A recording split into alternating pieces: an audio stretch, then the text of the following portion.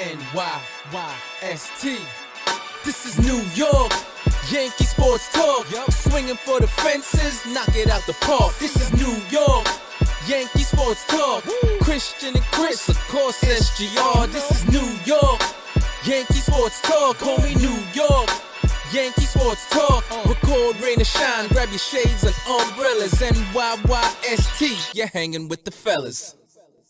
Welcome back. This is episode 304 of the NYYST podcast. We're live, unlike the New York Yankees, on NYYNewsTV. I am your host, Christian. As always, joined by my co-host, Chris. Yo. So, it's all over. There's no way to sugarcoat it. It was embarrassing. It was one of the biggest debacles we've sat through as Yankee fans, certainly since 2004, which was supposed to be used as motivation for this current team, which I'm sure we will definitely speak on.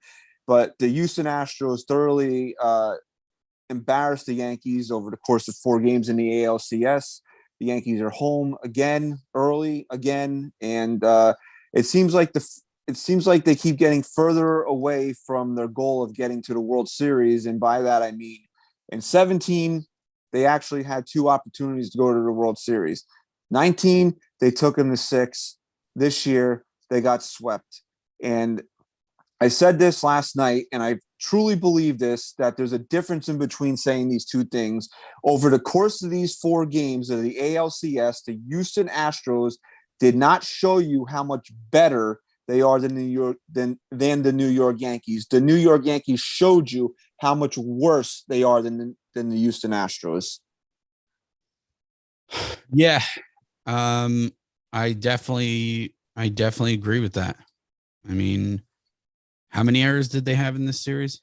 It doesn't even matter what the actual number is. It's just that their stubbornness and their stupidity to not do things that we have sat here and actually warned them about throughout the course of 162 games throughout the ALDS. They still went out there and they did them. And last night, just in the microcosm of this whole thing, cost them. They could possibly have played today. They might have played today if they had somebody else playing shortstop. Okay. I personally do not think that was that bad of a throw to the bag by Gleyber Torres on that ill-fated double play attempt there. That wasn't immediately turned into 2 runs. Okay. A competent shortstop, at the very least, gets one out in that situation. Yep. At least gets one out in that situation, catches the ball, gets an out. Now, to say that happens, Yankees win today, are we going on a miracle run? No, probably not. But it's almost fitting. It's almost fitting and deserving that the Yankees lost an elimination game because IKF could not make a play because he's at shortstop. It just goes to show you that the Yankees are so flawed that it rears its head at the worst possible times.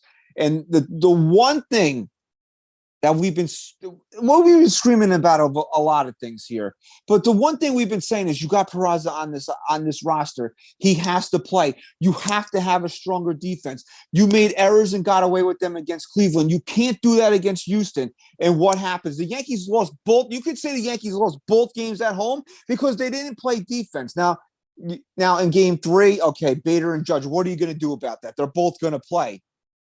So it happens sometimes, right? But Jesus Christ, man, you're going down with IKF at shortstop. You're not even giving yourself an opportunity. And I don't care how many times I tweeted it, how many times I said it, and it came true again. Isaiah Kiner-Falefa at shortstop was going to cost the Yankees in the postseason, and he did last night. And that's not even to say that's what this show is going to be about, but it just goes to show you, Chris, they don't know what they're doing. Well, here.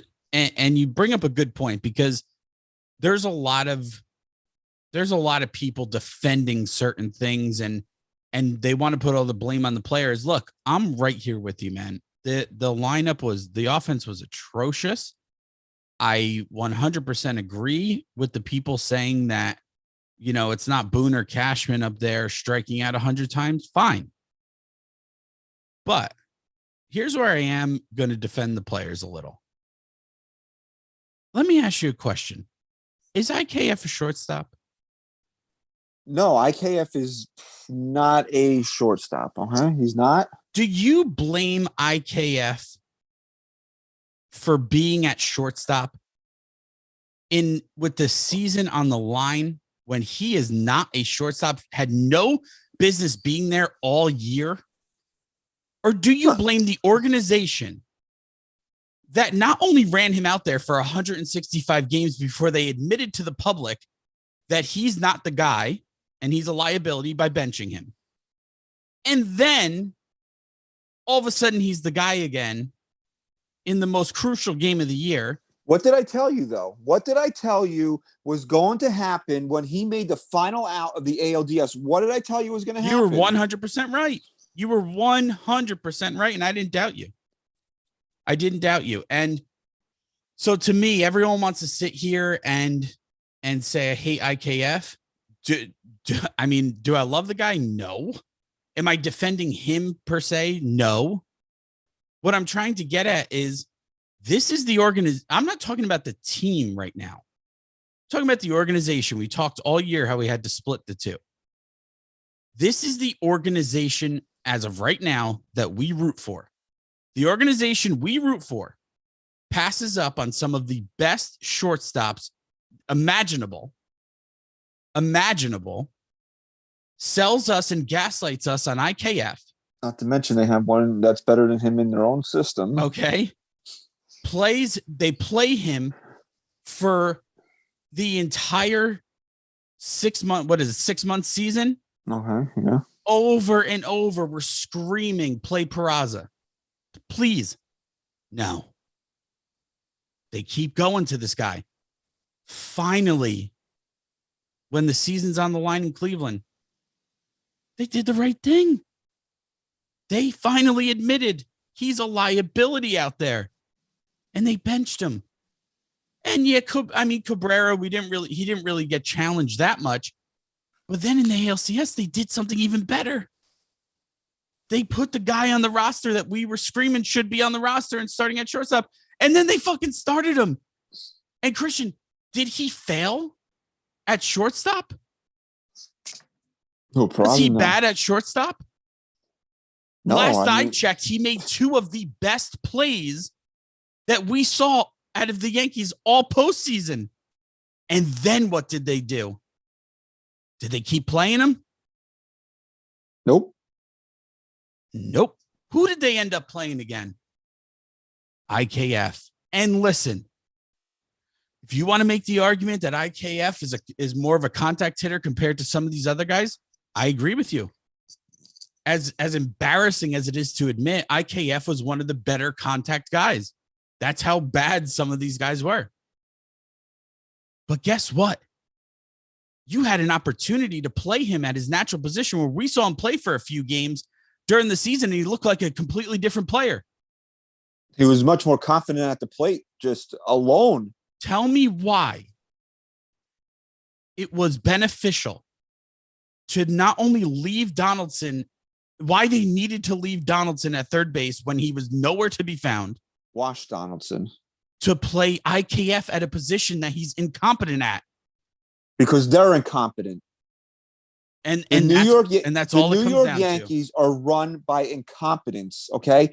Now, you're going to sit here over the course of this next hour and listen to us, and if you just woke up from a coma and we're like, Yankees were in the ALCS, and this is how these guys speak about the Yankees. Yes, this is how we speak about the Yankees, because we're at a point now where we have run out of rope here. We have run out of rope with this administration. Okay, we were on board. You want to rebuild. You want to get a new manager. You want to reset the luxury tax. You want to do all this stuff, and every year since then, they have gotten further away from the goal of getting to a World Series. Something needs to change.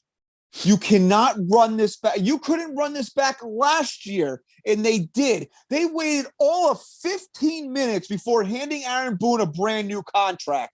I'm stunned that I didn't see this come across my feed today. Brian Cashman, 3-year extension from the Yankees. Actually, a little bit stunned by that. Can they do it before the actual season's over? Yeah, they can do it. They gave Boone a contract the minutes Was after it that quick? the wild card game. Jesus. Within a week, Chris, he was re-signed. Within of a week, Boone had a new contract last year. Well, you know why we're not getting any that news just yet. We probably won't get it as quickly as we got the Boone news. It's going to happen. Cashman is coming back. But the Yankees, you see, here's where the Yankees are smart. The Yankees are smart when it comes to deceiving us and gaslighting us. I've been tweeting this. I've been tweeting this multiple times. I think that Boone was so bad this series that the Yankees are actually going to be forced to use him as a scapegoat because Cashman's coming back, and that in itself is way worse than Boone coming back, in my opinion. And they understand the level of anger and frustration that the Yankee fan base feels right now. And in order to bring Cashman back and settle the heat a little bit, lower the heat, the little gaslighting moves that they'd love to do, they might feel forced to use Boone as a scapegoat here and fire him. But guess what, guys? How many times do we have to say this? If Cashman's back, the guy who hired Aaron Boone not only hired Aaron Boone, but then handed him an extension after 5 years of nothing. Who do you think he's hiring? Everyone's like, oh, Don Mattingly. Bro, Don Mattingly is an actual manager. Whether you think he's good or not as a manager is a completely different story. Don Mattingly is a manager. When Don Mattingly is hired to manage a baseball team, that's exactly what he's going to do. He's going to manage the baseball team, whether it's the right way or the wrong way, in your opinion, or if he's good or bad, it will be Don Mattingly managing that team.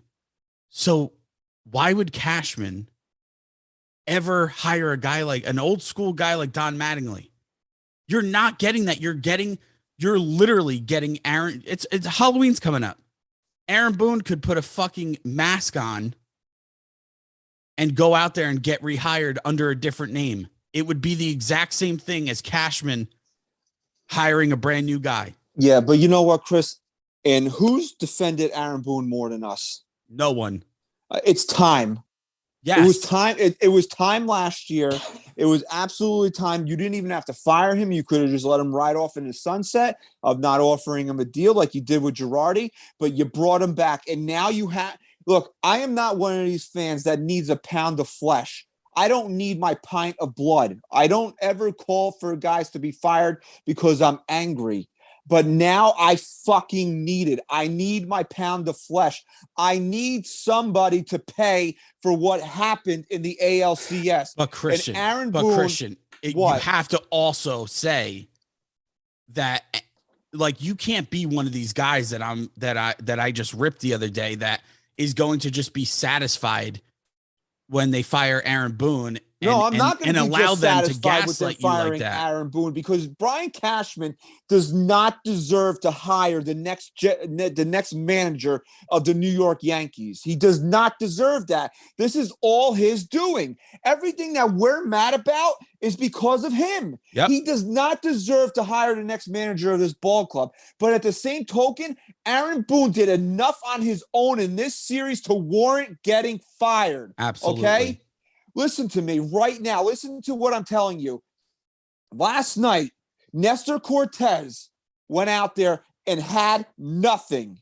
plain as day. We've watched this guy all year. We know when Nestor doesn't have it. It was irrelevant whether he was hurt or ineffective or just plain ineffective. He did not have it last night. And Aaron Boone is sitting there with his fucking finger up his ass, blowing bubbles like there's 103 games left to go in the season. Why was nobody up in that bullpen the moment he walked that first batter in the third inning? Why? How about how Nestor said he was hurting?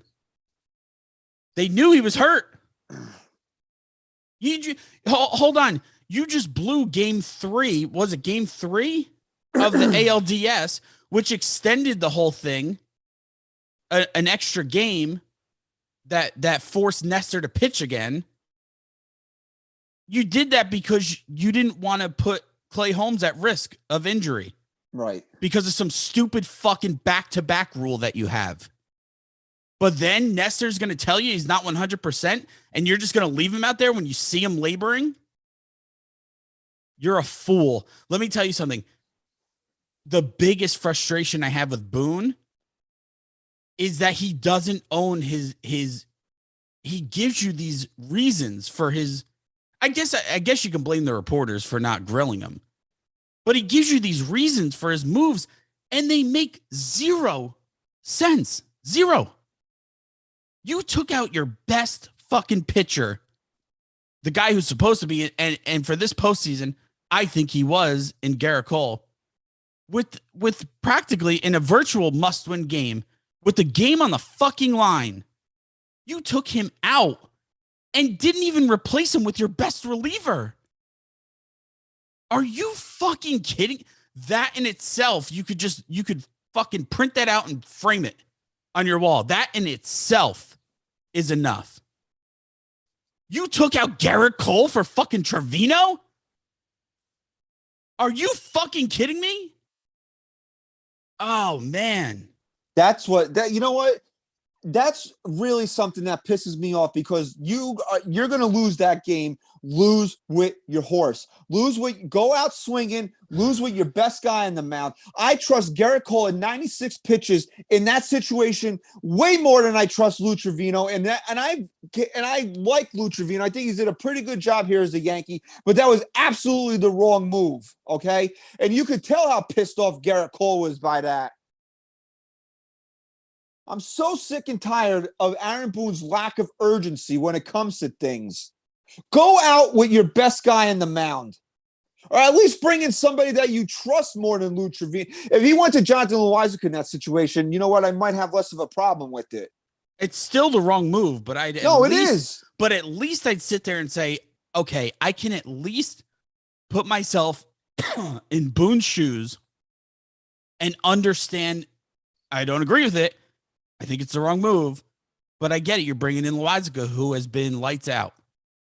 No, you go to he was managing it like he would manage a regular season game in July. And that's the down problem. 3-0. That is what the problem is. He does not manage the postseason like it's the postseason. He never wakes. That's why whenever we did those grades and I gave him a final grade of a B or whatever, is because he had a pretty good regular season.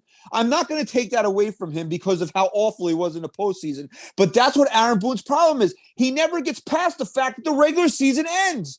I'm surprised that he didn't think there was a game today. He's still he's still managing like there was a tomorrow. You're down 3-0. I know what Nestor's done for you this year. You wouldn't be here without Nestor Cortez, but show some urgency, man. I think Mac Miles in the chat said probably the analytics team insisted Boone take out Cole at tonight pitches. Actually, ironically enough, I believe his reasoning for going to Trevino had everything to do with analytics and what the analytics team gave him before the game, which it kind of comes full circle at that point of the issues with this team. The way the Yankees apply analytics is not working. I mean, what else do we need to see about this? And this is what people are like, oh, this is the numbers. No, I don't care what the numbers say. I watched Garrett Cole pitch that fucking game on Saturday night. That's the best. That might have been the best stuff he had all season long. I know he was on the ropes and in trouble, but who's got a better chance of getting you out of that situation? Garrett Cole or Lou Trevino? It's actually the fact that we even have to pose that question, mocking, even if we're mocking them, the fact that question just came out of your mouth because in the real world that actually happened is almost enough. Like, you almost have to take a step back and say, wait, did that really happen? And this guy still like, I'm sorry, if I'm in charge of the team, I let him ride out the rest of the postseason. And literally today, when every Yankee fan woke up, the first thing they'd read is that Boone is gone. That's the first thing they would read. Because it's not just that. Like, that might have been one of the more egregious moves. But then you play IKF at short after benching him. And then, okay, let's just, as dumb as they are, let's just try and make sense of why IKF was in the lineup last night. Was it for his defense? I would not. No, I don't think so. You'd have to at least come to the conclusion that IKF is more of a contact guy, and we needed some contact guys in this lineup for how awful he was at the plate. No. Okay. And would you say when IKF did play third, he actually looked good enough for you to feel comfortable with him there if you're going to play him at short? Much better than a shortstop. And would you say that Peraza looked like a fucking natural stud out there? Actually, you know that they're confident in him because they put him in late in the game after pinch hitting for the guy that was in the lineup because he was one of the better contact hitters. After letting the guy at third, Donaldson, the guy who didn't even exist, getting at bat, and they pinch hit him for a guy who hasn't had a fucking base hit in 4 months. That's not true, bro. He dunked one in late on Saturday. Come on now, okay? I mean, you have to laugh at some of this stuff. You have to. If you don't, you're driving your car off a fucking bridge. The problem with Aaron Boone is not even some. It is what he does in game. Okay, what we're detailing here is bad enough for a guy to lose his job. There's no accountability, bro. None. You hear the excuses after they lost game 2. Oh, well, if the roof was closed. Well, the roof wasn't closed. Judge's ball didn't go out. Wild. You lost. Here's what you say. We weren't good enough tonight. We have to get him tomorrow. Not, well, the wind was blown. Who the fuck cares? You think that makes me feel better? You lost again. The Astros, everything the Astros do is the right way, okay? That pitch that Bregman hit out, oh, it was only 91 miles. Who cares? Who cares? He knew what was coming. He read the situation. He had an approach. I'm not saying he knew it was coming as if somebody went bang, bang. He knew what he was doing in that situation. He knew where Sevy wanted to go. He's paying attention. He had an approach up there and got a pitch he could turn on. It wasn't a bad pitch. No, he knew what Sevy's game plan was.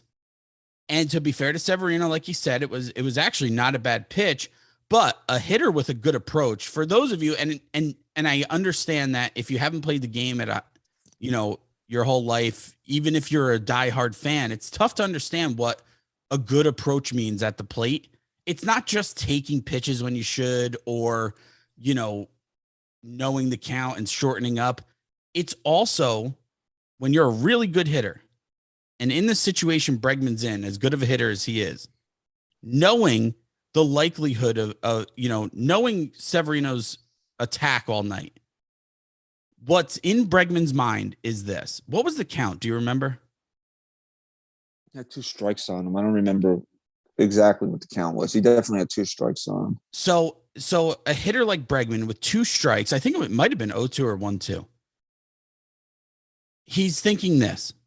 If he breaks one off, if I see that ball spinning, I need to do everything I can to waste it.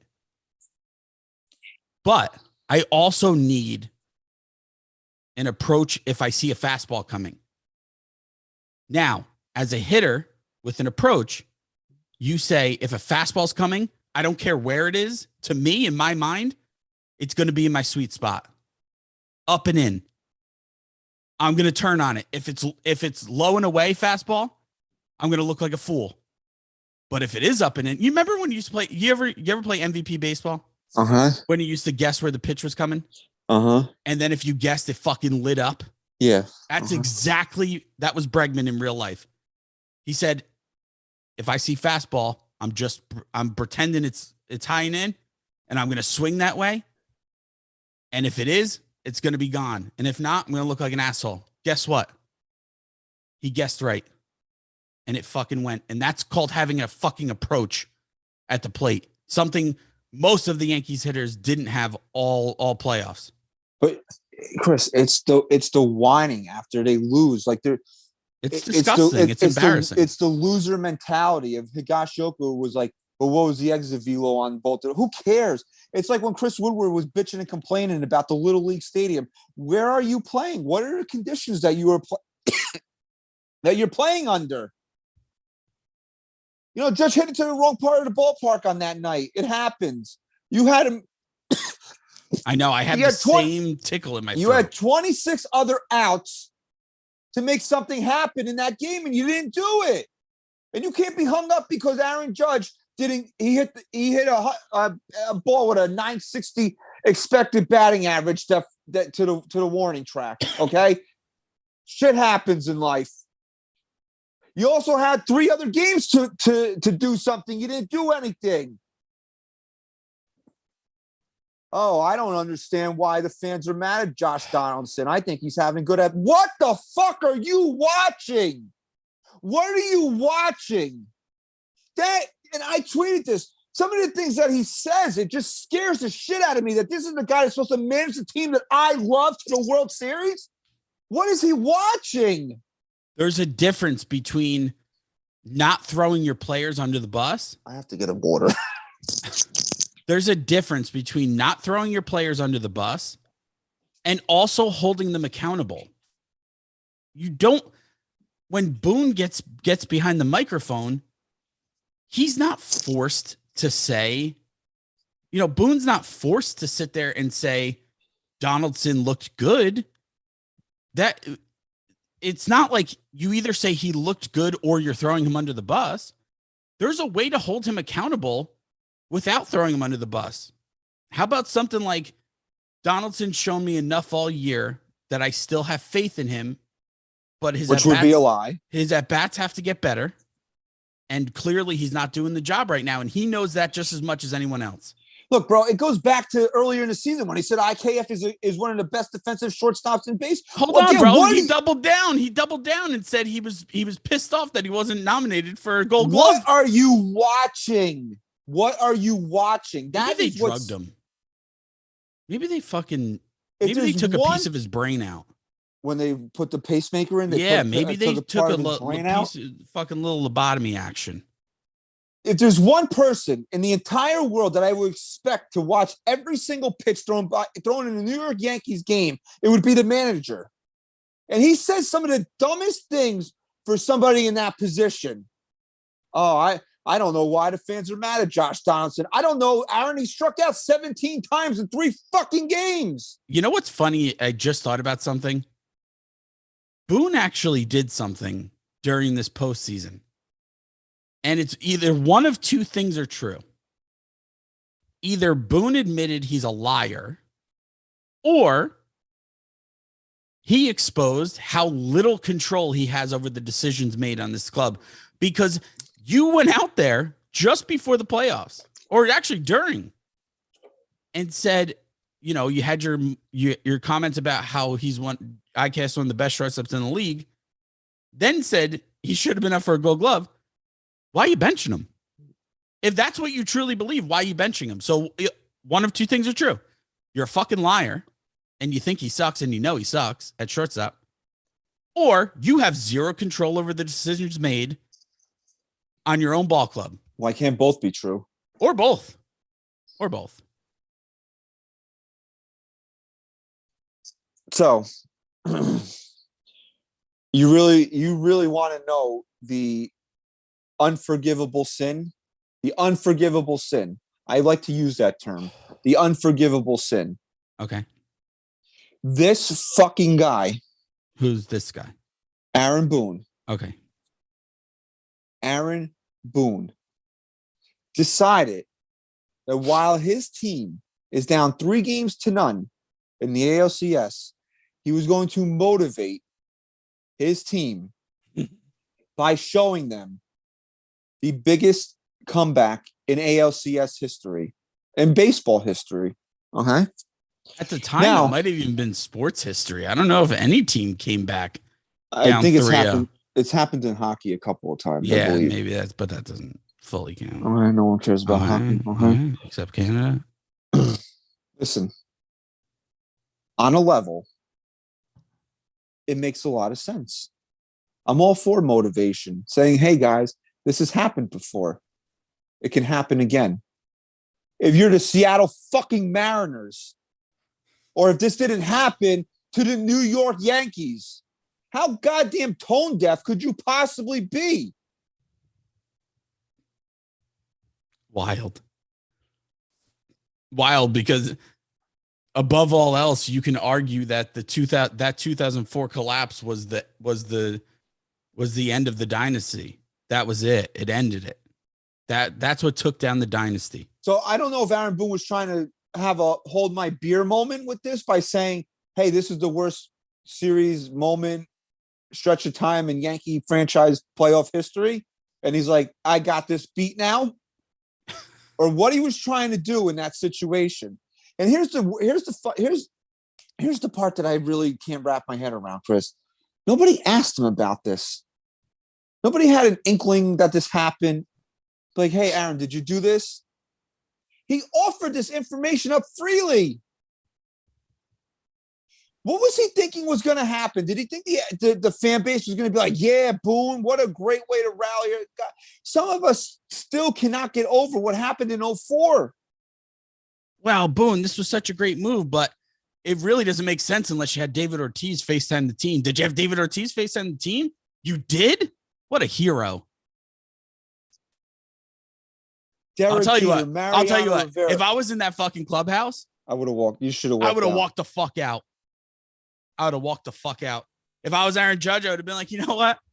Thanks for making my decision easy for me. What a fucking slap in the face of guys that have done so much for this organization. Guys that have etched their names in the history of this great organization, maybe once great organization, because I don't know how great they are anymore. Derek Jeter, Mariano Rivera, Hideki Matsui, Jorge Posada. Did they deserve that yesterday? Did they deserve to have that happen to them?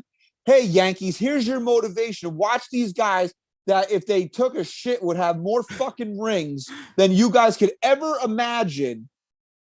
Watch their biggest failure and let that motivate you. What an absolute disgusting joke of a thing that Aaron Boone did yesterday. And wasn't Aaron Boone's decision? He made it sound like there's a mental health coach or whatever. Yeah, well, you know what? I need a fucking mental health coach from watching this team for the last 5 years. Watching this guy manage this team for the last 5 years. How about this? Chris? You're the manager, okay? Hey, Tom, I don't know what this fucking guy's name is, but hey, Tom, what are you doing over there? Oh, Aaron, well, I'm getting highlights of the 04 ALCS together so we can motivate you. Fuck no, get the fuck out. You're fired. That's a Right. Stupid idea. Right. Think about how many people had to approve this decision. Even if it was the guy's idea, think about how many people had to approve it for that to happen. Like, you know how sometimes people get duped on social media by parody accounts now? Right. I had to make sure, I had to go in there like it was fucking the Watergate investigation, trying to verify that this actually was not, that people were not being duped by this, that this was a real thing that happened. And that's not a joke. You're not even joking. Because I had to do the same thing. I thought it was a joke. I was like, no, this is a joke. Somebody got fucking had by one of these parody accounts, and now and a couple people tweet no, because then I heard Aaron Boone actually offered this information up. Actually did. If you want to do that, you know what? I always say what people do behind closed doors is their own business. If that's something that you really thought was going to help this team, how do you not know that this was not going to go over well? Well, they did kind of emulate, it did kind of reflect. They went up big and they felt good and confident, and then they fucking blew it. So you got what you wanted.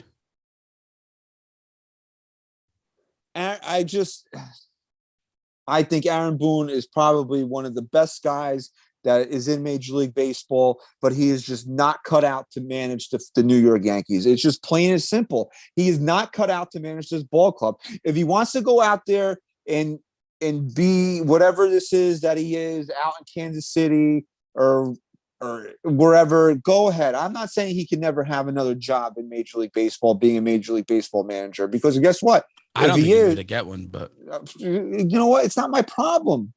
This is my problem. My problem is watching him manage the team that I've loved for the last 39 years. That's what my problem is. And I'm going to transition off of Aaron Boone here, because I'm going to tell you that Aaron Boone is not the illness. Aaron Boone is as not bad as he was and is. He's not the illness. Aaron Boone is a symptom of what the illness is. Brian Cashman is a major liability to the success of the New York Yankees at this very moment. Now, I'm going to stop you real quick because I thought of something before we came on air.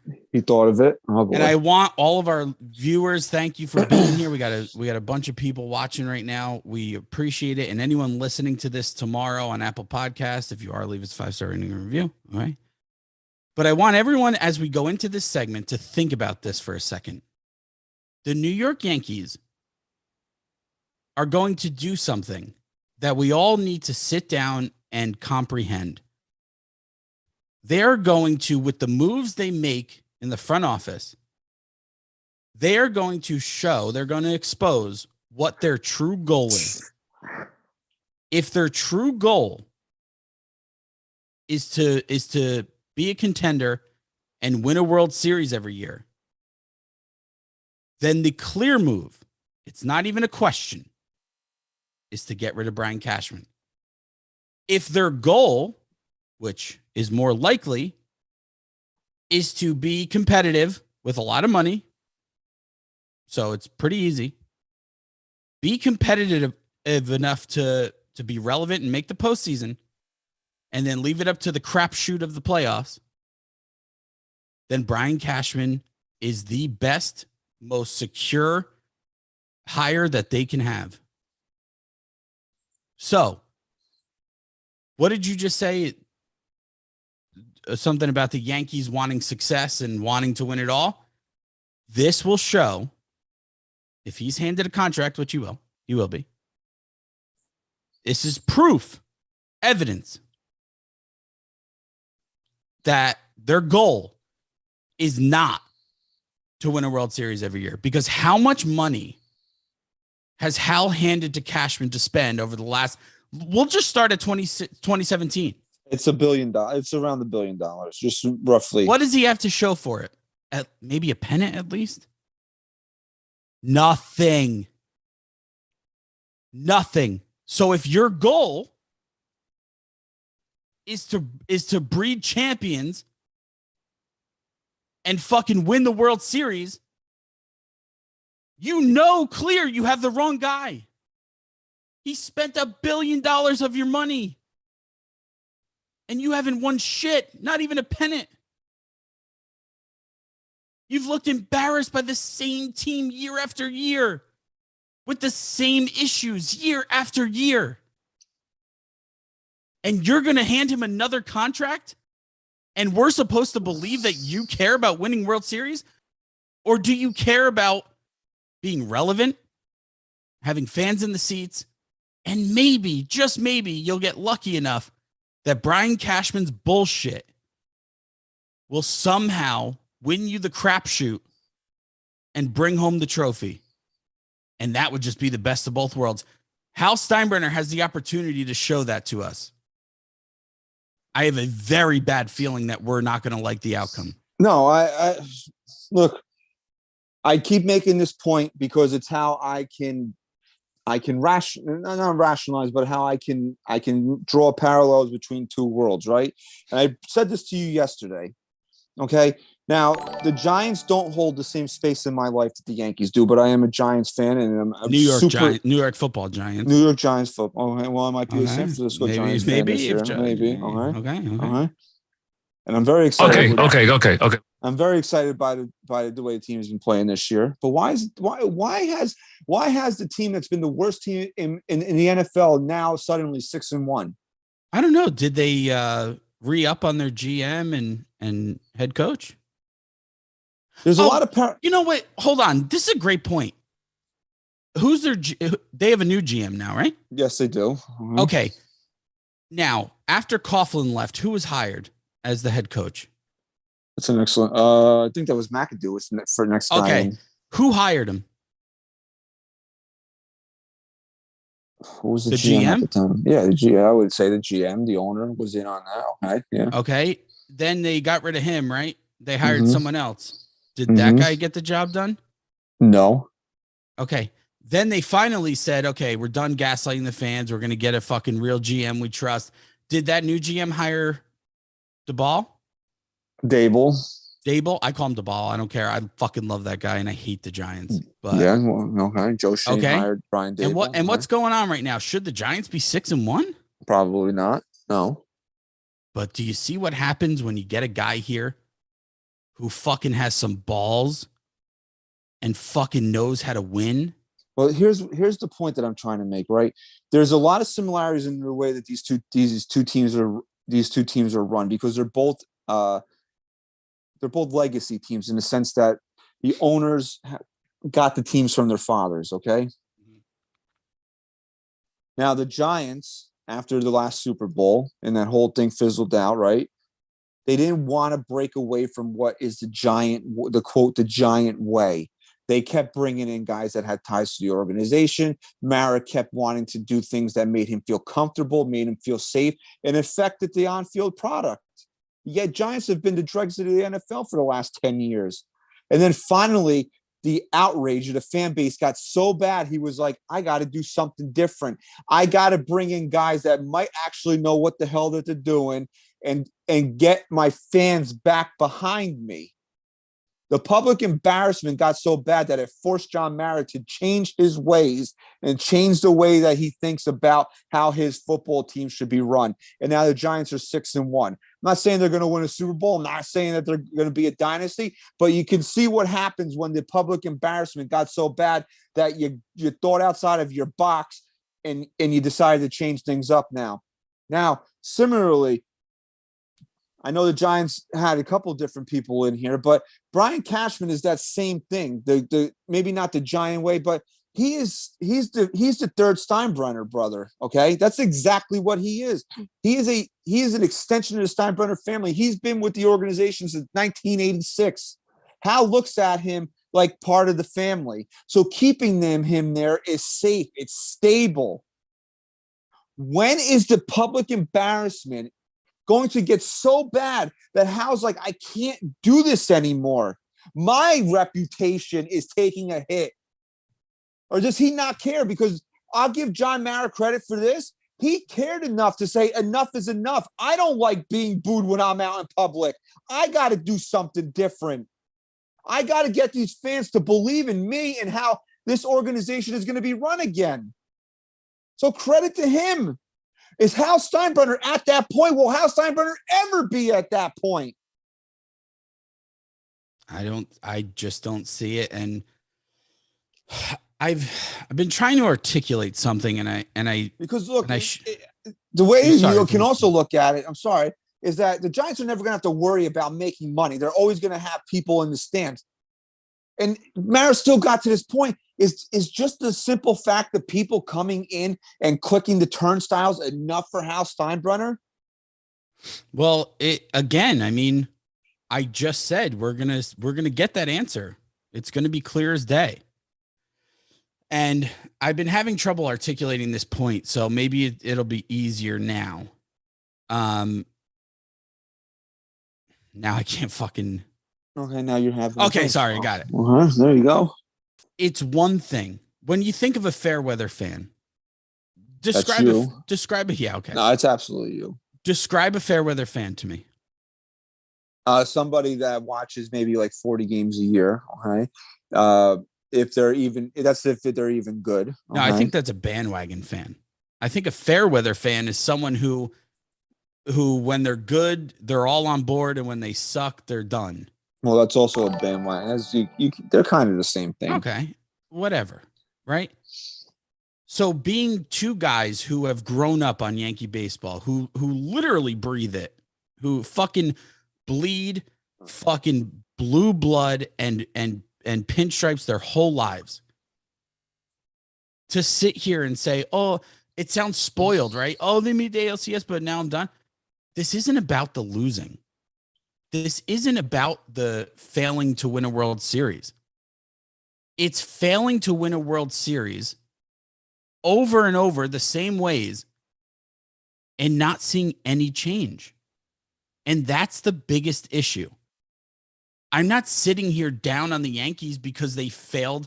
They made the ALCS and they failed. Like, that's the argument people will make.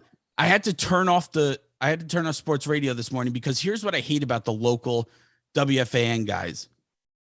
They're great when they have to analyze things throughout the season. They watch here and there, and they know enough to get through, right? But when it comes down to the real shit, to the emotional shit, to the shit that only a true diehard fan knows, like the antics of Brian Cashman over the last few years, you have no right to sit there and say, this guy's brought you 25 straight winning seasons, and this guy's got you to the ALCS, and now you're crying. You want him gone? Yes, because that's not the goal. And even if the goal was to just make the postseason, you're still not doing enough to even remotely show us that you care about winning it all, that you will take that risk to get guys here, even if it means hurting down the road by giving up all-star prospects, to get them here to do it. They refuse to do it over and over, and the owner is going to double down on it. He's doubling down on the guy who doubled down on the manager who we can't understand why he's here. I mean, we know why he's here. Let me ask you a question. Hal Steinbrenner finally tells Cashman to go fucking kick rocks. Hires a new GM. That new GM hires a new manager, and they give it a few years. Maybe they even try to rebuild the team. And it's tough to watch. Are you still sitting there saying, hey, my owner showed me that he cares about more than just putting a competitive team out there. He wants it all, and we weren't getting there with the old regime. Are you at least sitting there saying, my frustration, my passion, my dedication is worth it because the guy that I support financially is proving to me that he cares about the same thing I care about, and that's winning a World Series? We're all sitting here like assholes, upset that the Yankees are out of the playoffs because our goal is to win a World Series. We want to watch our team win. We care about something more than what the owner is showing us he cares about if he brings Cashman back. And that's just not okay. That's when you draw the line. No, and to me, a lot of it is also now how they bowed out of this ALCS. If I said it last week that there was no shame in losing to the Houston Astros. They're better than you. But this is fucking shameful the way they went out this year. A sweep, no fight, making excuses. That's shameful. You went to war for 7 games and you lost. At least I could go into the offseason saying, hey, you know what? This is the team that we rooted for, and that's the best that they are. This was embarrassing. embarrassing. But Christian, And they made excuses about it too. And that all comes down from Brian Cashman, bro, because he allows that to go on in the clubhouse because of the manager that he hired. it's beyond that though, because since 2015, this team has been eliminated 4 times by the same team. And each year, what do we say has to happen? The Yankees have to build a team better than the Houston Astros. They're Plain never and simple. going to do. They're never going to do it. Never. And it goes even further beyond that. You can even pick apart specifics. Like, what was Cashman after the Yankees were embarrassed by the Red Sox last year? What was one of the first lines Brian Cashman said to the media? Oh, we need to get a shortstop. And was that shortstop good? So good that what? They felt bad for the Astros. They benched him. He's that. Did we fill that hole? Why did the Yankees look so overmatched? Do you think that this team should have looked that overpowered after how many years of losing to the same bullshit? Or was it the fact that we had 400 different lineups, 3 different shortstops, 2 different left fielders, couple different DHs? Whose fault is that? All these question marks that popped up in the postseason. I know there were injuries, but overall, the biggest question mark that's glaring at you is at the shortstop position because of what Cashman admitted to us. So whose fault is that? You know, I hate that Boone puts out a different lineup every single night, but at a point you got to step back and say, do you really fucking blame the guy? He doesn't even have a fucking shortstop. He's putting Oswaldo Cabrera at shortstop, a kid who wasn't even supposed to be up here this year, doesn't play there. He's playing him at shortstop in the postseason. That's what it came down to. Are you kidding me?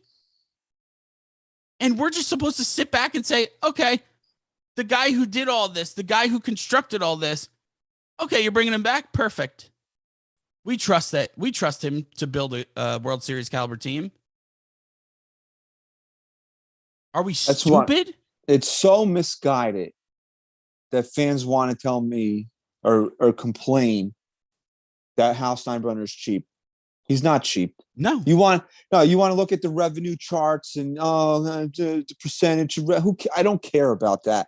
You want him to have a $500 million payroll. You think so? Let's say Hal Steinbrenner was like, I'm going to spend 50% of the money I make on this team. Here's $500 million. Do you still trust Brian Cashman to spend that money properly?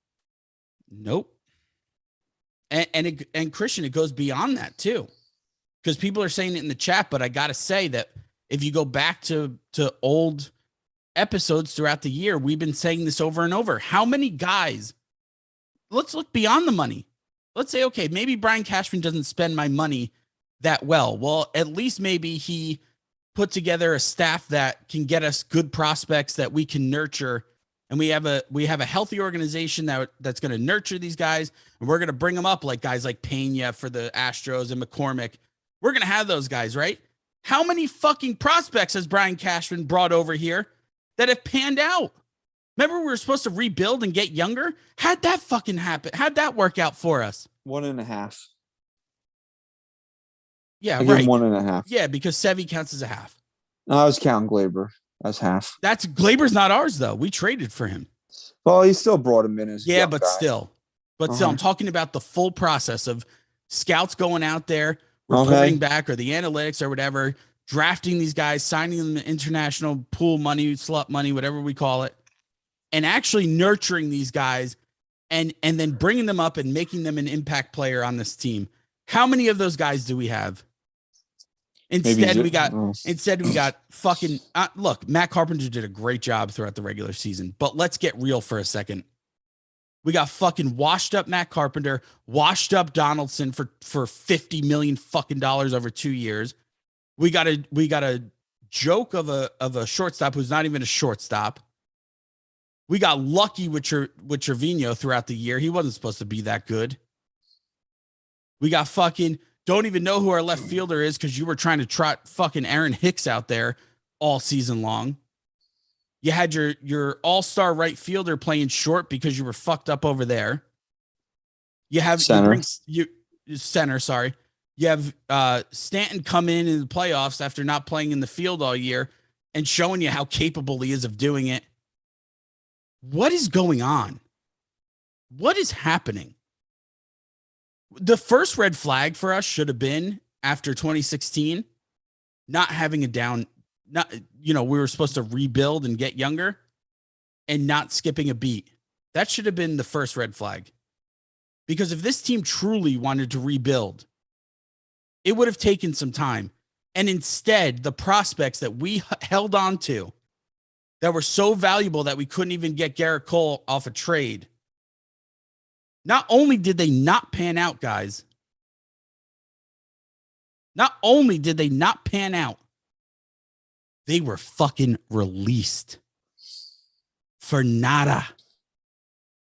And then you can even make the argument that most of these guys don't even get the opportunity. The Astros are living proof of what happens when you give young guys with talent a real shot, where you trust the process enough to give them a real shot. But why won't the Yankees do that? Why won't the Yankees have those years where maybe they don't pan out? Because what happens? Then you expose them and they lose their value. And people aren't filling the seats like they used to. They will not let that happen. Instead, they will play this bullshit game where they act like they really care by getting second-rate players instead of the guys who we know could put this team over the top without risking any prospects that we probably won't even see pan out. And it will just be a vicious cycle until guys like Garrett Cole and Aaron Judge are out of their prime. And Stanton. And then guess what? It's the post 2009 Yankees all over again, except without a World Series. Okay. No World Series. Remember how bad those couple years were with fucking, what's that, Lance Berkman in right field? Fucking Chase Headley. Lance Berkman. Chase Headley at third. Remember how awful that was? Yeah, Chase Headley. It's gonna be that, except we didn't get that reset of a World Series. They could get a World Series if they want it. Really couldn't. I don't think it would be that hard. How do you do it? You get a new manager and a new general manager. Well, and it just goes back to my point that I wanted everyone to think about before we started. I would love to. I don't think this team was good enough to beat the Houston Astros, but I would have loved to have seen this team with better leadership.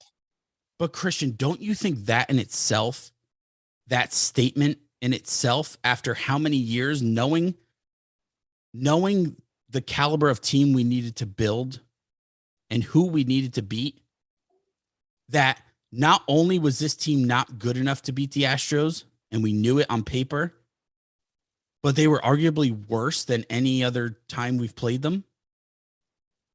Like, the 2019 team was way better built to beat the Houston Astros than this one. They would have been if they had Garrett Cole, but we couldn't trade Miguel Andujar. Right. Or Clint Frazier. Mm-hmm. Okay. They were too valuable in the minor leagues. And you know what? I really can't get on not trading for Verlander in 17, man, because I don't even think at the trade deadline they knew that they were a playoff team, that they knew that this was going to happen. I can't really get it, but once that year passed, you had a chance to get Garrett Cole. You don't get him. It's just time and time again, man. The same thing this year. Yeah, I know pitching wasn't the problem. Everybody likes to tell me, pitching wasn't the problem. We didn't lose because we didn't pitch. I get it. When I said that Garrett Cole had to protect whatever lead that he was given on Saturday night, unfortunately for him, he wasn't given anything to work with. So it doesn't matter. And honestly, I've been the first to jump down Garrett Cole's throat after errors are made, staying focused. But for the first time, I'm actually going to defend the guy, because not only did he was he one of the only guys to truly fucking put his balls on that mound and put this team on his back the best he could. But in that game, in that environment, in that atmosphere, down 0-2 in the series, back at home, with the way he was pitching against a team that is so good, every little mistake they take advantage of. I'm sorry, for the first time, I cannot blame Garrett Cole one bit for what happened. I refuse to do it. I understand an ace needs to go out there and pick up his team, but there's also a point when your ace has done that, has proven he's done that over two big games throughout the postseason so far. And as the defense behind him, you know how critical it is to be flawless against a team that's better than you. You have to be flawless. And you let that happen, man, I just can't get on Garrett Cole. I'm sorry. And I've been the first to do it all year long. But to further the point that I was trying to make, you know what? Aaron Boone, Brian Cashman willingly made a decision not to trade for Luis Castillo. I don't care what the package was. He could have done it. He could have went up there and said, hey, you know what? I got this. Let's talk. Let's talk about what you guys want. No, instead he was too worried about what he was going to lose. And they brought in Frankie Montas, who, yes, is a second-class bum compared to Luis Castillo. Mm-hmm. Okay. Could the Yankees have gone to Juan Soto? I don't know. But the Yankees were never in on Juan Soto because they didn't want to pay the piper for him. Wouldn't it have been nice to have Juan Soto out there in left field instead of? And I like Benintendi, and we'll talk about this in the coming weeks. I like to see Benintendi come back. But man, wouldn't Yankee Stadium be built for a guy like Juan Soto? Nah. Hey, Bryce Harper goes out there and wins an LCS MVP. Yeah. I love Bryce Harper. I wanted him more than Manny Machado when those two guys were free agents. Wasn't even close, really. Couldn't get him. We had too many outfielders on the roster. Who are the outfielders, Chris? Fucking Brett Gardner, who I never want to disrespect. Aaron Hicks. Jacoby Ellsbury. These are the guys that kept us from getting Bryce Harper. Actually, if you go back and read Cashman's tweets, he actually has quotes, not tweets, quotes. He has quotes out there to the media saying, I don't know why you guys even think we're remotely interested. We're not even talking. We're not interested at all. We don't need him. I never said I needed an outfielder. We got young guys in the system. Yeah. And then the reporter said something about George Steinbrenner getting everyone. Guess what he said? Guess what he came back with? And I'm paraphrasing here. The game has changed. Luxury tax, blah, blah, blah. Okay, thanks, Brian. Thank you for pointing that out, because you were always revered as a great general manager. But since the game has changed, you have nothing. The game has changed so much, Brian. So you've had to evolve, right? What do you have to show for it? What proof do you have that you've evolved successfully with the game to adapt as a GM in today's game, unlike when George Steinbrenner was alive? A poorly constructed roster that costs way too much money. Exactly. So thank you, Brian, for pointing that out. That's exactly why you should fucking go, because the game has changed and you as a general manager don't work anymore. See ya. You know, you want to write, you want to put the nail in the Brian Cashman coffin. He put it in there himself when he traded for Josh Donaldson. That is one, under these circumstances, that is, especially down to the way everything is played out, one of the worst trades you'll ever see. The fact that you identified shortstop as your biggest area of weakness, and you brought in a guy that doesn't play shortstop to play shortstop. Now, mind you, one of their other genius maneuvers was to trade for Matt Chapman, who's a Gold Glove third baseman. They wanted to play at shortstop. Okay, just keep that there. Matt Chapman. Gotcha. Okay. And along with that, to bring in your special guy, IKF, you had to take on $50 million of Wash Donaldson. Okay. 25 AAV. Guess how much Bryce Harper makes this year? Believe 27. It's probably I think it's a little bit lower. It's a lot closer than people think. More proof that Hal spends and it's just not being spent properly. And here's the funny part, right? Here's the real funny part. Carlos Correa could have been yours for 1 year. Could have been the stopgap that you needed. All you had to do was think outside the box a little bit. You mean to tell me that Minnesota's smarter than you? Isn't that a problem in of itself? Well, and that they dumped Josh Donaldson in your lap so they could get the guy that you really needed. I mean, think of all these things that have happened. And this is where you get on Hal. Like, what are you fucking doing? What are you paying attention to? What kind of sheen they put on your boat? Come on now. If I'm the owner and let's say I own something, right? And I put you in charge of running it, and I'm just there to count the fucking money. I'm going to count the money. And then I'm like, wait a second. But you got to run everything by me before you do it. And you're like, hey, boss, listen, we need a shortstop. Okay. All right, we need a shortstop. All right, Brian, what are you going to do about it? Well, I'm going to trade for this guy over here, but he's not a shortstop. And immediately I'm thinking to myself, like, oh, I'm not a baseball guy. What do I know? But what I'm going to do also is I'm going to take $50 million of a guy that's fucking washed up. I'm going to take him on so I can get this guy. And I'm going to say to myself, well, this must be a really good baseball player if you're going to willingly waste $50 million of my money to get this guy. Oh, yeah, on top of that, I'm going to trade for a catcher that we don't even know is a real person. Oh, wow. This is really making a lot of sense to me right now. And on top of that, boss, here's the real kicker. By me taking all that money, I'm going to allow that team to get the guy that I really want and I really need. Well, hold on. Now let's look at the alternative. That in that situation, you're the owner and I'm running the ship for you, and I have to come to you and run everything by you, right?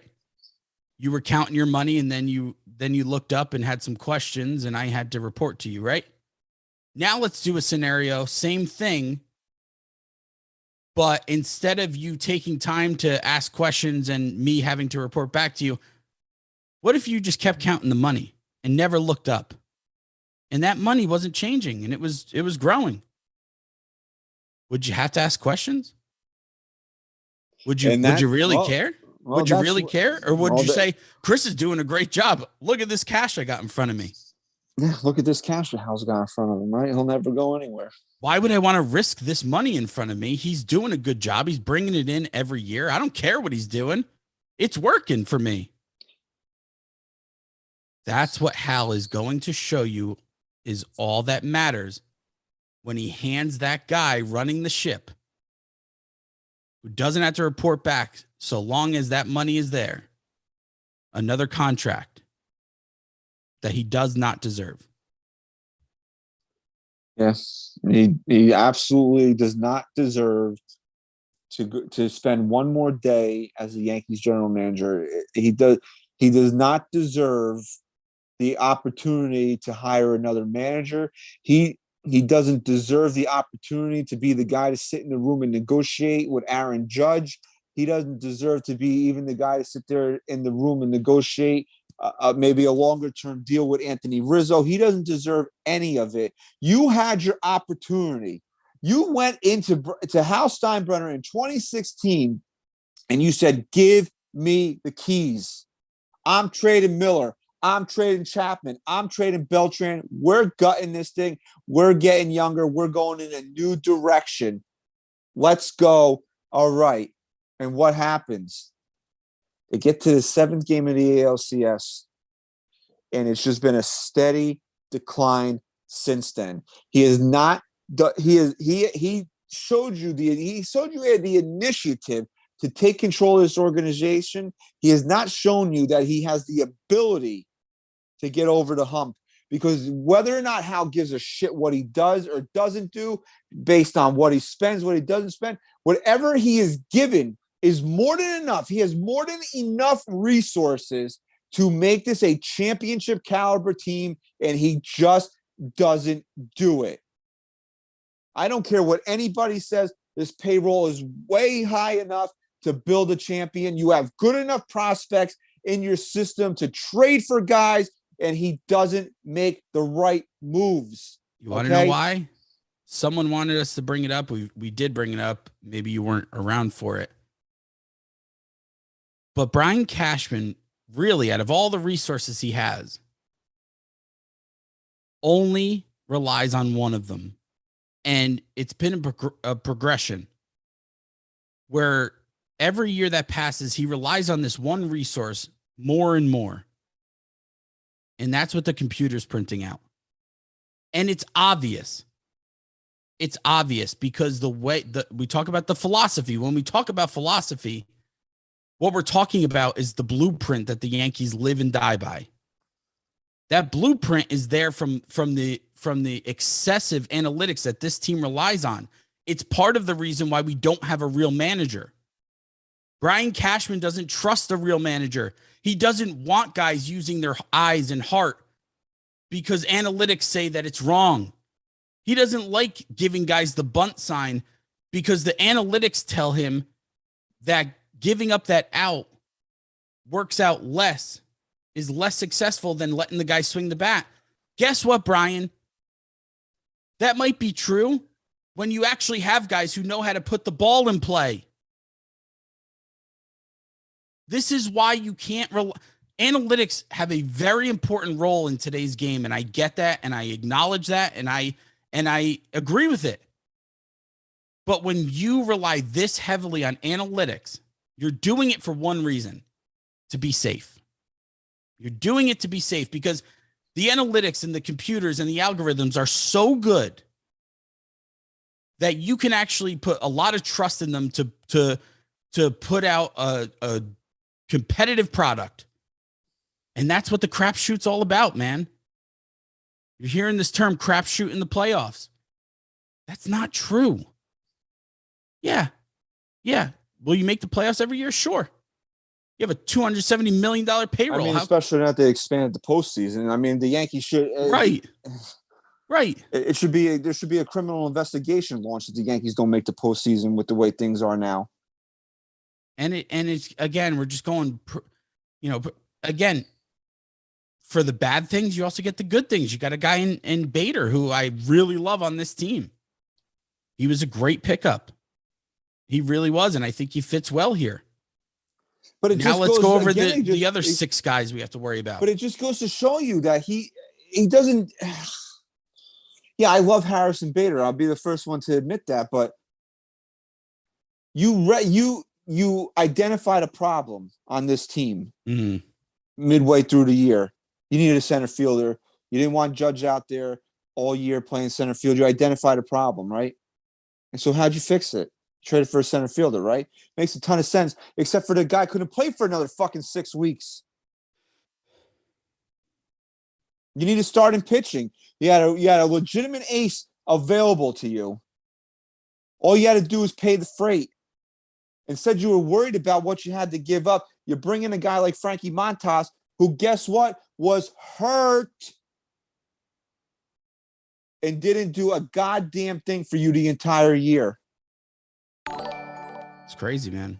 And I just want to say real quick, not to veer off, just very quick to all of you watching right now. Thank you. If you have a second after this show, please subscribe to us on Apple Podcasts, Spotify, wherever you get your podcasts so you don't miss a show. If you're watching now, obviously, please subscribe to the NYYNewsTV YouTube channel. Pete's growing that shit in a crazy way. So we thank you all for that.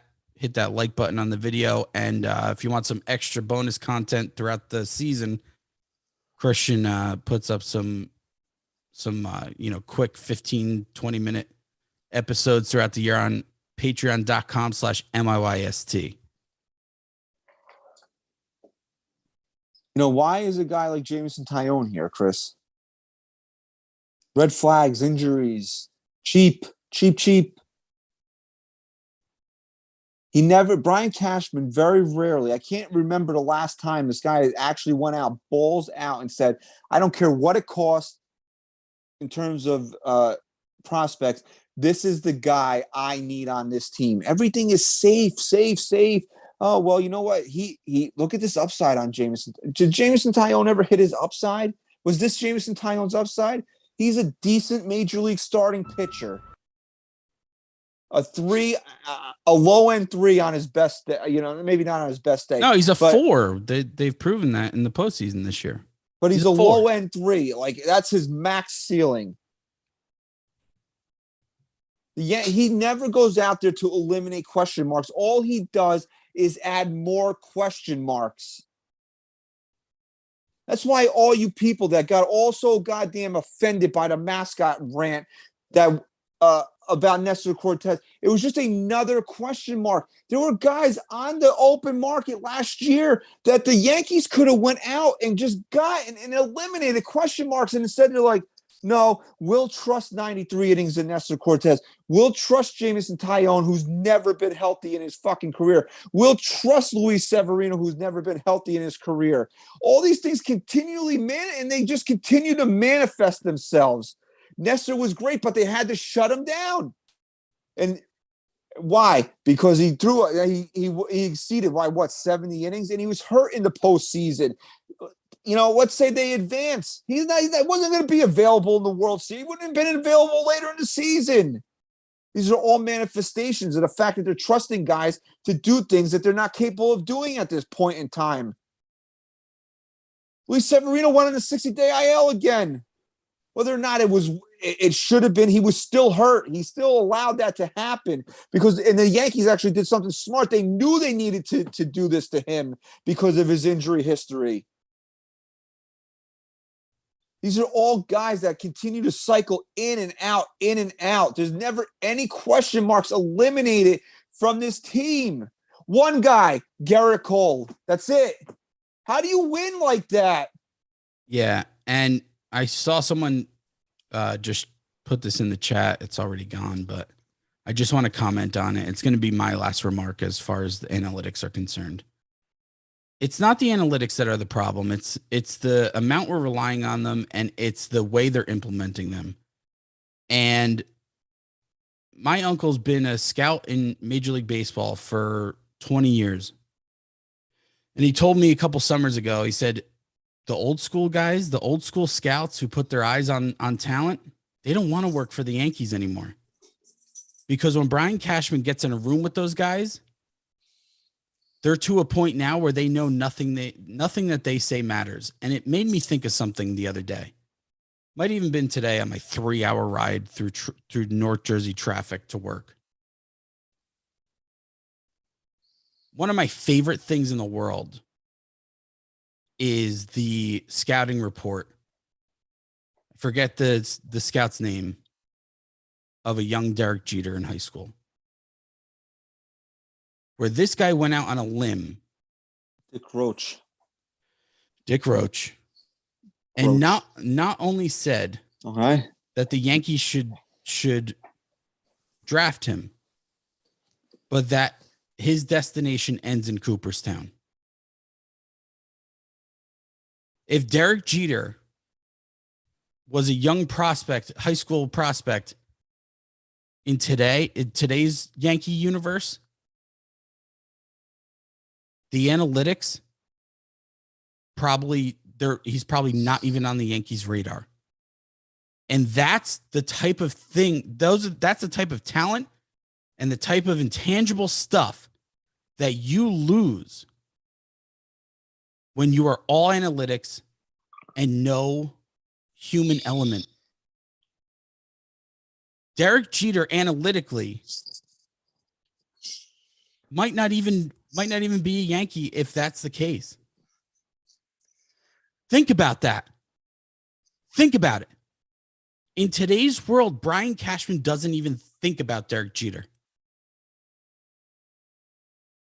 That's what you're missing out on. And that's why analytics are the problem.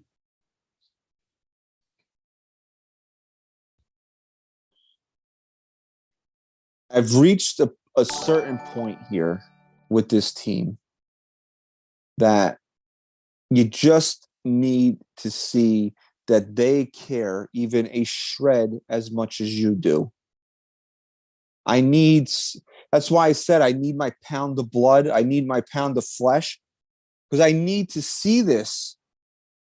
Why do I have to be the asshole that lives and dies and has my moods affected by whether or not 26 guys that I don't even fucking know and that would run me over if they saw me standing in a crosswalk, whether they win or lose every day? Why? Being a fan is a complete sickness. Okay. It just is. And it's something that I've embraced. I love the New York Yankees. I love the fact this is just who I am. I'm a Yankee fan. That's why when you've said it, I've heard other people say, if they don't do this, I'm done. Or they don't do this, I'm done. I don't know if I could ever be done. Like, it's just inside. It flows through my blood.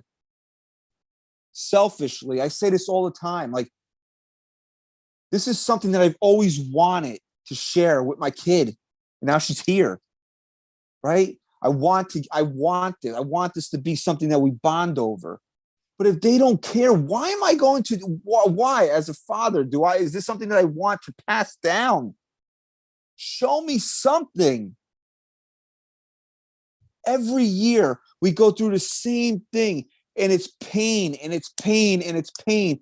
And there's a clip going around of Derek Jeter saying the worst thing in sports that you could say is we'll get it next year because that's 12 months away. We have to go through to be even at this point again, where the Yankees are in the ALCS, is a whole entire year away. We have to invest another year of our lives to get to this, just to get to this point. That's why I need to see something this offseason. Show me that this means to you what it means to me. I'm the paying customer. I walk in there and I spend obscene amounts of money to support you.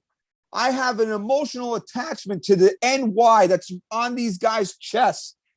I want to pass that emotional attachment along to my own flesh and blood, but you need to show me that it means as much to you as it means to me. And that's why I need something to happen this offseason. Whether it's just Boone, whether it's just Cashman, whether it's both of them, you have to give me that now. Because I'm sick and tired of having this shit happen over and over and over again where we don't go the extra mile. If you went out and got Luis Castillo and did all these things that we've been back and started Peraza from Jump Street or got Correa and you still lost, you know what I could say? They did what they needed to do. They just weren't good enough. And I can put my head on the fucking pillow right here and say, that's okay. Because sometimes in life, you're just not good enough. But eliminate the question marks. Eliminate me having this doubt inside of me. They don't do it. And I need it. Now I need it, Chris. Now this is what I fucking need out of this team. I've been saying it all year, man. Amen. I'm right on board with you. And I don't know how much energy I have left. That we call this our Yankee fan therapy. We've been doing this show since 2017.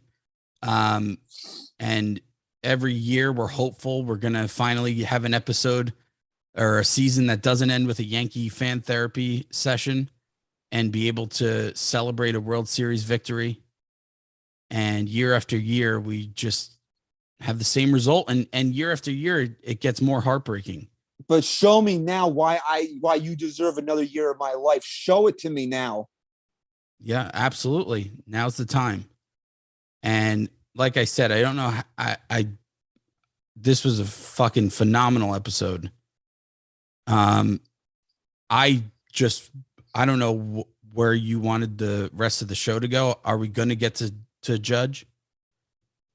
I think if you want to speak briefly on Aaron Judge, we can do that. I think next week is really the opportunity to do that because now that we are, the Yankees are eliminated, we vented, the frustrations are out now. As is tradition with this show, it's time to do Keep 'em Dump 'em. And usually it's a two-parter. We usually do it over the course of 2 weeks.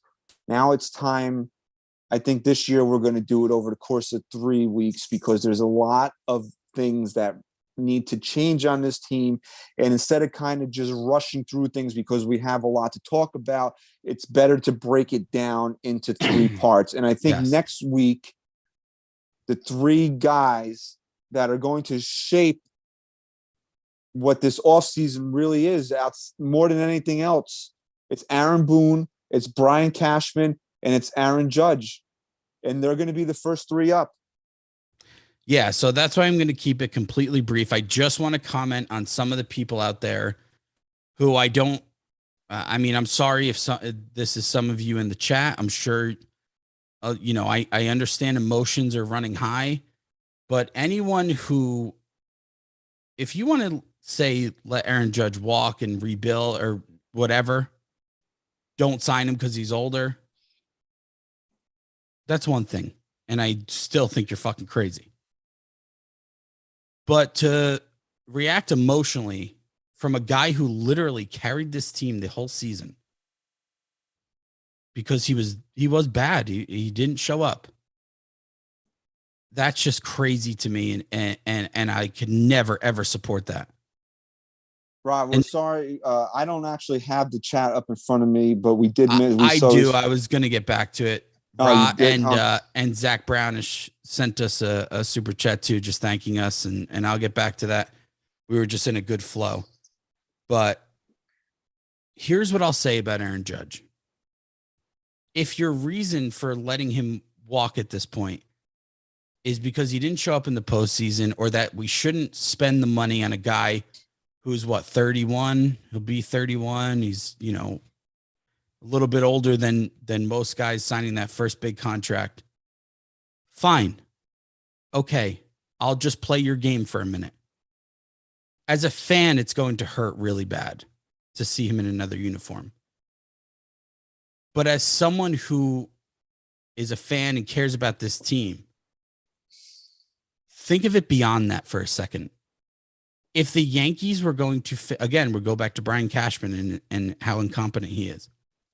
If the Yankees were going to fail to sign this guy and they're just going to move on and let another team outbid them and not sign him because he's older,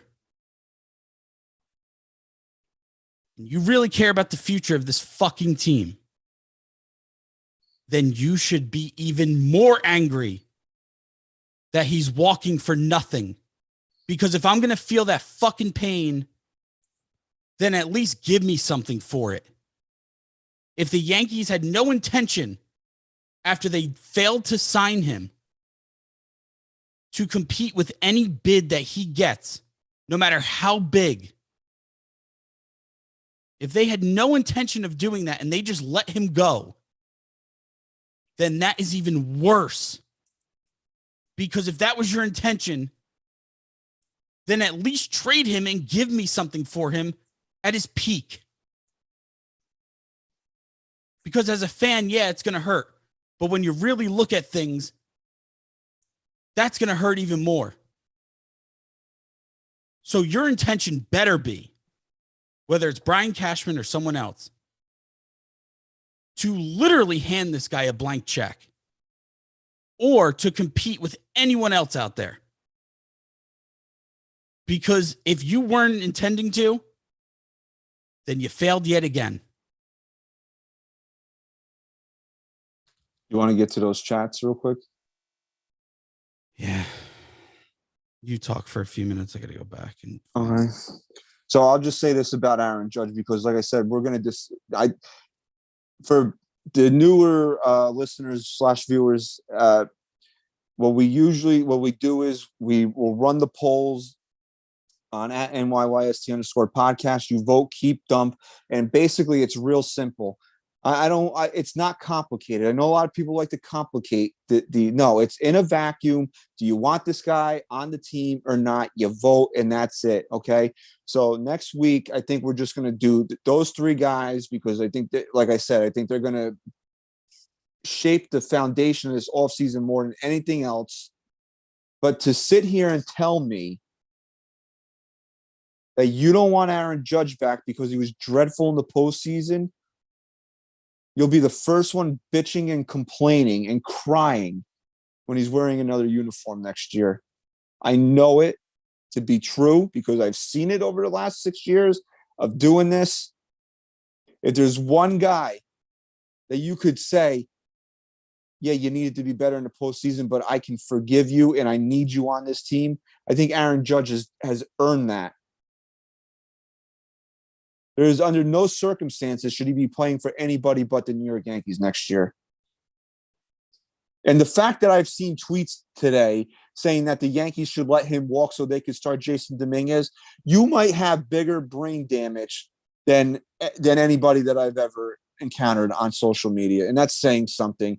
That if you know anything about the New York Yankees, to think that they are going to not only let a top 10 player in the sport walk, who was the best player in this sport this year, walk, and replace him with somebody that barely had enough time to wipe his own ass at AA, then you really don't know how this organization is run. Unless, again, caveat, somebody else is running this organization, which we're still hoping that does come into fruition.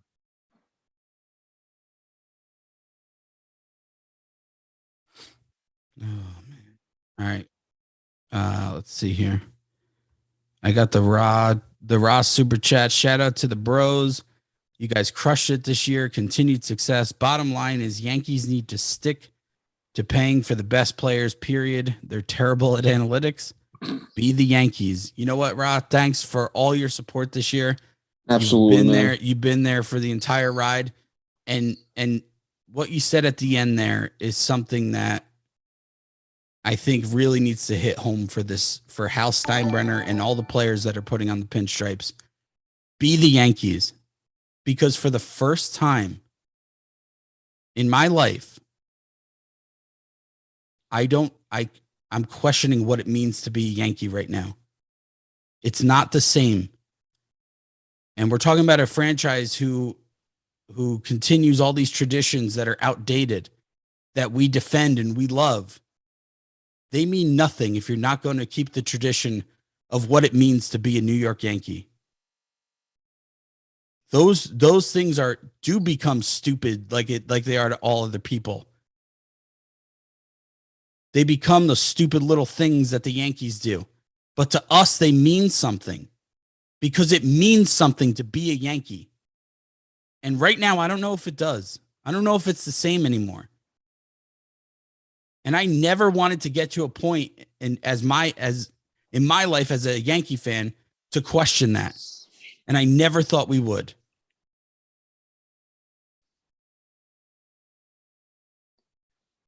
I don't know. Do you have anything else, or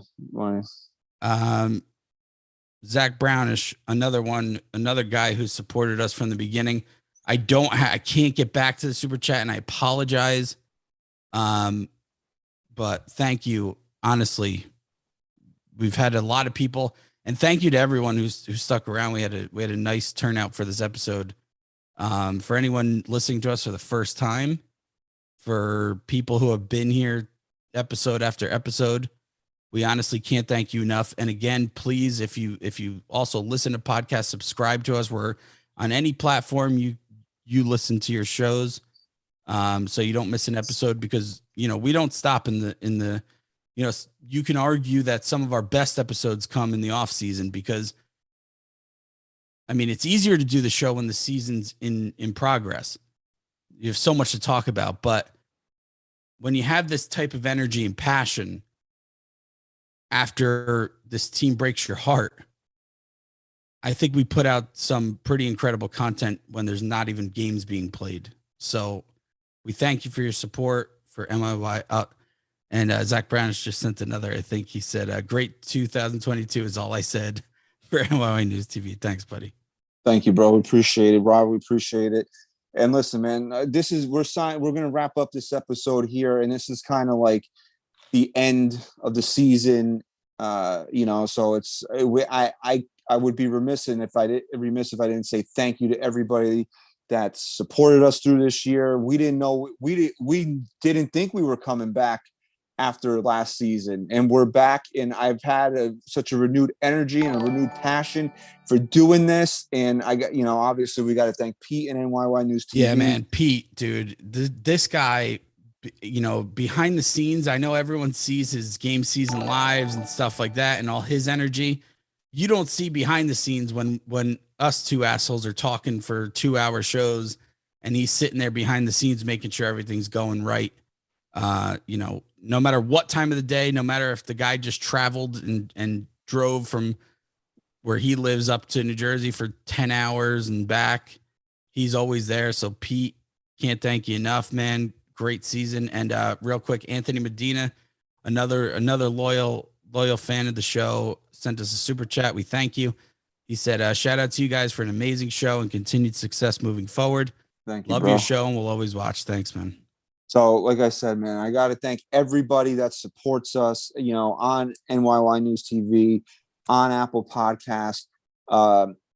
Sometimes I take shit for some of the things that I say, but I know that you guys are the real ones. You guys know where I'm coming from. You guys know where we're coming from. You know that all we want is the best out of the New York Yankees, and all we're doing is trying to give you guys the best and most honest coverage of this team, man.